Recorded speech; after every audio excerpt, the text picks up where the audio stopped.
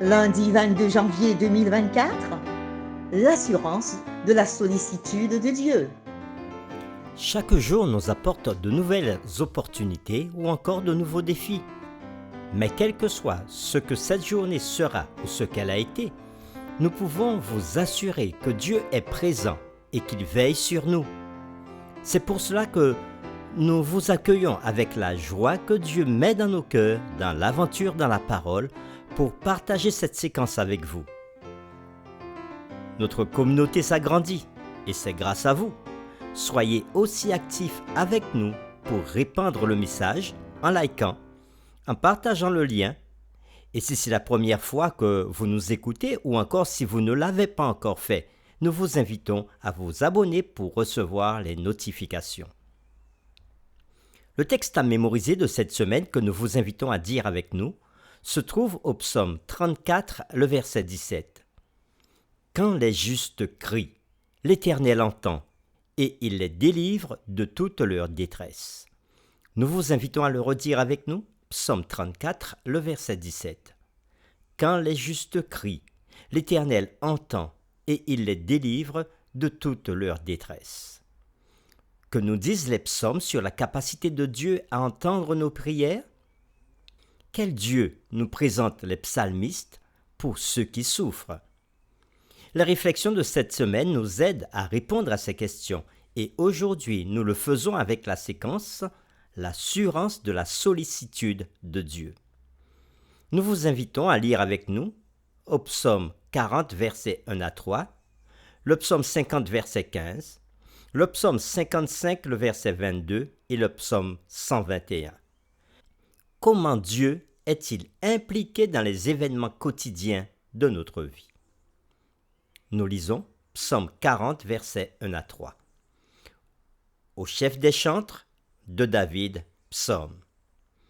J'avais mis en l'Éternel mon espérance, et il s'est incliné vers moi.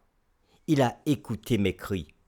Il m'a retiré de la fosse de destruction, du fond de la boue, et il a dressé mes pieds sur le roc.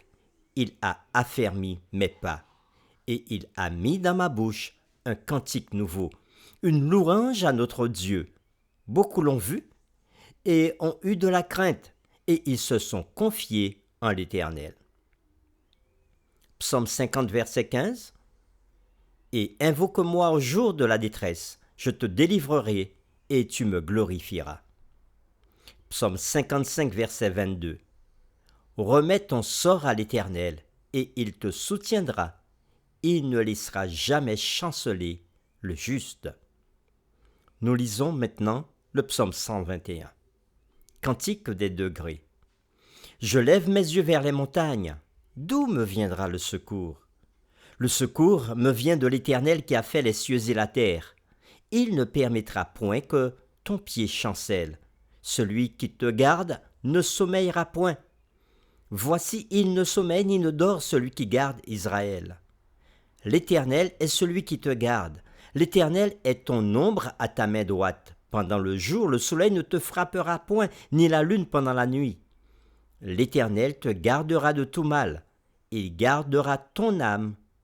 L'Éternel gardera ton départ et ton arrivée dès maintenant et à jamais.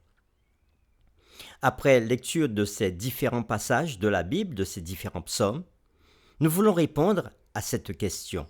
Comment Dieu est-il impliqué dans les événements quotidiens de notre vie?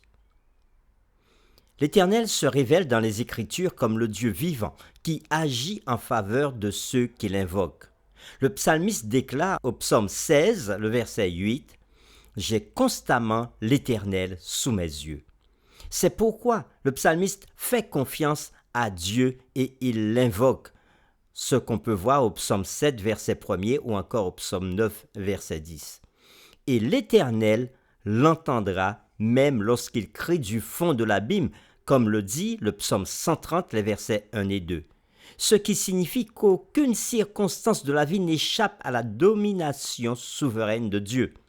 Ainsi, le cri du psalmiste, aussi urgent soit-il, n'est jamais dépourvu d'espoir. Le psaume 121, quant à lui, célèbre la puissance du Créateur dans la vie du fidèle.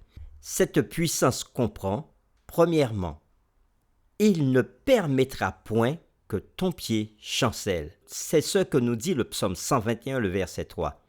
L'image du pied décrit souvent le parcours d'une personne, et on peut le voir au psaume 66, le verset 9, ou encore au psaume 119, verset 1 à 5, ou encore dans Proverbes chapitre 3, le verset 23. Le mot hébreu traduit ici par chanceler décrit la sécurité que Dieu donne au monde, comme on peut le voir au psaume 93, le verset 1er, ou encore à Sion, au psaume 125, le verset 1er. Deuxièmement, l'image de l'Éternel en tant que gardien d'Israël, qui ne sommeille ni ne dort, souligne sa vigilance constante et sa volonté d'agir en faveur de ses enfants. Et cela, on peut le voir au verset 3 et 4 du psaume 121. Troisièmement, l'Éternel est ton ombre, nous disent les versets 5 et 6. Et ceci nous rappelle la colonne de nuée au temps de l'Exode, comme on peut le lire dans Exode chapitre 13, les versets 21 et 22. De même, l'Éternel donne un abri physique et spirituel à son peuple. Quatrièmement, Dieu est à leur droite, au verset 5 du psaume 121. La main droite désigne généralement la main la plus forte d'une personne, la main de l'action. Et les psalmistes vont le dire au psaume 74, verset 11, ou encore au psaume 89, le verset 13. Ici, cela exprime la proximité et la faveur de Dieu. Et le psalmiste va le répéter au psaume 16, verset 8, au psaume 109, verset 31 et au psaume 110, verset 5. Nous vous invitons à lire ces passages.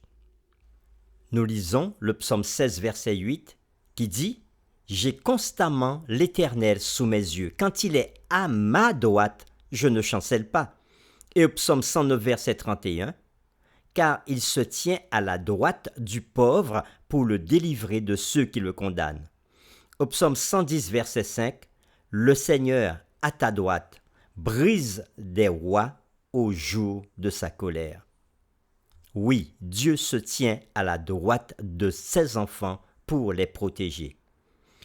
Et cinquièmement, la protection de Dieu envers son peuple est clairement confirmée dans le psaume 121, versets 6 à 8. Dieu préservera ses enfants de tout mal. Ni le soleil ni la lune ne les frapperont. Dieu gardera leur départ et leur arrivée. Ces figures poétiques soulignent l'attention complète et incessante de Dieu. Et quel est le résultat? Le psalmiste se confie à l'amour de Dieu. Il va de soi que nous fassions de même aujourd'hui, au XXIe siècle. Pour terminer, nous vous invitons à réfléchir à ces questions. Quels sont les moyens pratiques qui vous permettent de mieux expérimenter la réalité de la sollicitude de Dieu?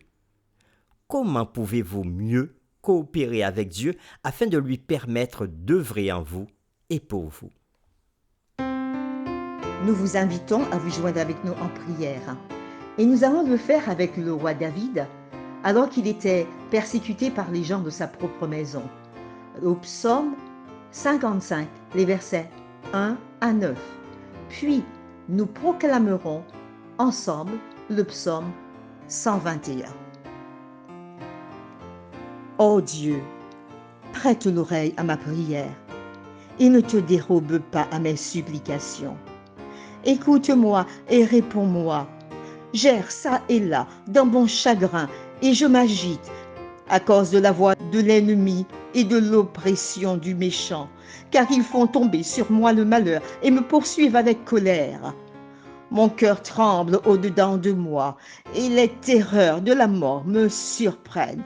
La crainte et l'épouvante m'assaillent et le frisson m'enveloppe. Je dis, oh, si j'avais les ailes de la colombe, je m'envolerais et je trouverais le repos.